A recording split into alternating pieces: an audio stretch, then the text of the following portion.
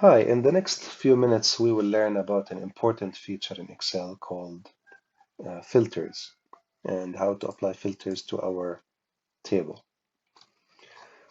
Okay, so we see some transactions in the month of June. It's out of order, so let's put it in order first. Okay, so we did sort oldest to newest. And so filters, the way they work is you put a certain criteria, and based on that criteria, you will show all or a subset of your results. So let's say I'm interested in looking at transactions that took place on a Friday. So I can click on this filter button here and deselect everything except for Friday. Click OK. And you see that we're looking at transactions that took place on a Friday of that month.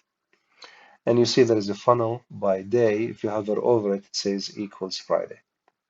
So what if I want to see Friday transactions that are of type individual or group home? So again, you click here, deselect everything, you select individual, group home, you select both of these, click OK. So looking at transactions that took place on Friday of the month of June 2017 and that are of the type either group home or individual. Now to clear the filters from your table, you can clear them one at a time. So I can click here and then click on clear filter from business and then do the same thing for day. Or I can go to the data tab under sort and filter, simply click on clear on the ribbon and it will clear the filter, all your filters from your table. Okay, let's do another exercise, again using filters. Let's say I want to see sales that were done by sales ID number 3 that are more than $300. So just like we did before, we click on the filter button and click on 3 to only select sales ID 3, click OK.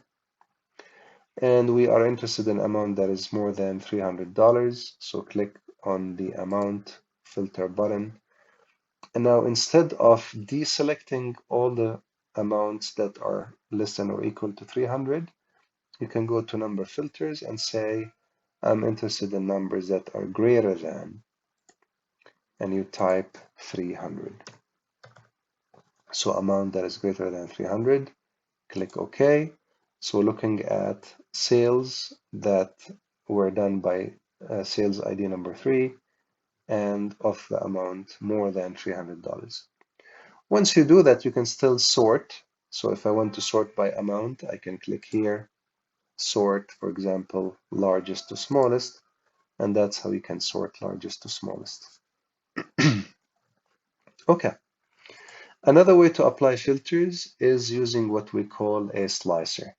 So let's clear the filter from amount and from the sales ID.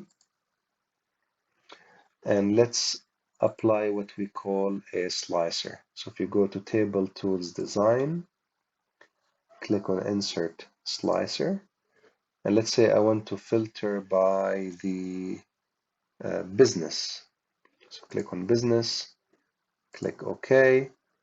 It shows you the different types of businesses you have. Once you add the slicer, you can change the look and feel of your slicer. So if you want to make it shorter, you can change the height of your slicer. You can also change the width if you'd like. You can change the colors and all that good stuff.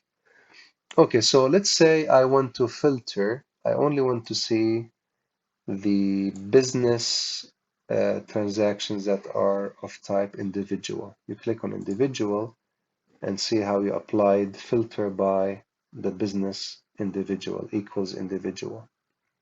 Now, if you want to see individual and restaurant, you want to hold the control key on your keyboard as you make your selection. So you select the first one, then you hold Control key and click on restaurant. So we're looking at business types that are equal, that are either individual or restaurant. So that's how you can multi-select. Or you can also click on this where it says multi-select. And let's say you deselect individual, right? You deselect restaurant and you want to see group home, or actually, yeah, this toggles off. So when I basically deselected group home, meaning I'm not looking at group home. So let's say again, I want to see individual or restaurant. So you toggle off, you deselect residential care. So looking at individual or restaurant.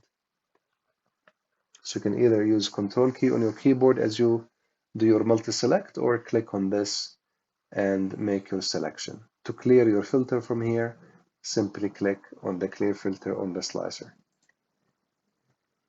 Now, I don't know if you noticed also, let's say I apply filter to see only group home. Notice how the row numbers are blue, indicating that I'm not looking at all records in my table because I applied filter on my table. Okay, let's clear the filter. And let's add up the values in the amount field to see the total amount. Now, one way to do that is if I do equals sum. Anytime you hear the word total, typically you want to use the sum function. So sum of, and it goes from E2 to E101, right? So E2, E2 all the way to E101. Now, when we hit enter, we see the total for amount. But what if we apply a filter? So what if we only want to see like Saturday transactions? Click OK. Do you see how it's still showing the total amount? Because we did sum of E2 all the way to E101. So if you apply filters and you want to see subset of the values that you have, you want to use the subtotal instead of the total sum, instead of the sum function, because subtotal is sensitive to your filter that you apply on your table. Okay, so instead of doing it this way, you can do equals subtotal, and out of all of these functions, we're interested in adding up values, so you want to use the sum function, so which is number 9. Double click, it will add 9, comma, and then you say which range you're interested in, which is again E2 through E101. Now, when you hit enter, you see the total, the subtotal that is displayed here. So, for example, as you can see, it's about 3,900. So if I want to see, if I want to apply another filter by the business, so let's say I want to deselect individual, deselect residential care, see how this keeps changing? Because it's reflective of the values you see on your sheet right now, based on the filter you applied. So subtotal is very handy when you apply filters. So if you remove filters from everything, if I click on data, clear, so it clears filters from everything, again, subtotal will show you the total for everything because you remove the filters from all fields. Now, another way to use this function, instead of typing E2 through E101, you can actually type the structured reference, and I will show you what I mean in a second. If you click on this field is called amount, right? So this is the amount field. So E2 all the way to E101 is nothing but the amount. So if I'm on the table, I can simply do, instead of this, I can do square bracket amount like this.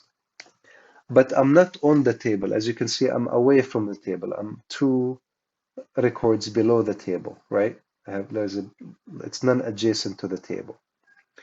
So you have to tell subtotal where amount is coming from. It's coming from this table. So you have to precede the structured reference amount with the table name.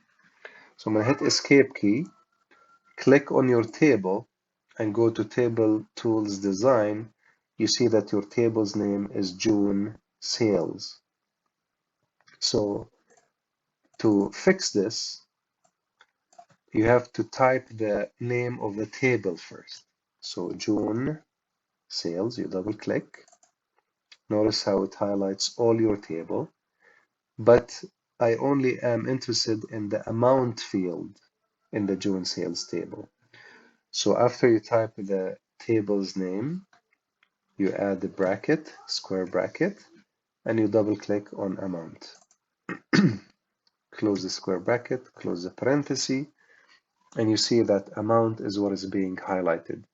And as you can see, this is more human friendly than to put like E2 through E101. Again, we call this structured reference. When you hit enter, you get the correct result. Let's try the filter again to make sure it works.